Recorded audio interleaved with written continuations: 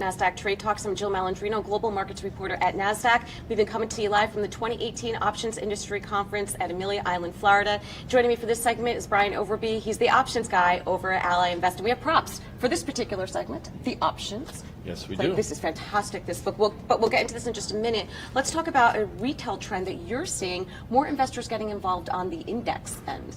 Yes, in particular the Nasdaq, the NDX. The fact that the Nasdaq has a couple other products out there like the Mini, so it gives a lot of options for our retail clients. And one of the biggest things that I think our retail investors like is the tax advantages of index investing. They're becoming more and more astute now. Back in the day, it used to be that option trading was like this mystic thing that a lot of people did. But in our world, we're seeing a lot of just mom-and-pop customers coming in, and once they've been trading options for a little bit, we see a lot of them trending towards the index option trading.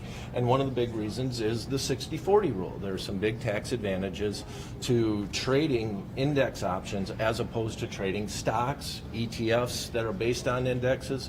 And now that they're figuring it out, we do see a big trend coming into the index option world. So how would retail investors use NDX, for example? Can it be speculative? Would they hedge a tech portfolio? What are you seeing them use it for? Well, one of the biggest things about the NDX is the popular FANG stocks, all the tech stocks like Facebook, Apple, Amazon, Netflix. Those stocks make up a lot of the NDX, and so it's a lot of people's portfolio. As a matter of fact, I was having lunch with some people from the Nasdaq today, and I kind of mentioned that if you took the FANG stocks out of play, we'd basically be out of business, because most of our trading volume, day in and day out, about 50% of it are those particular stocks.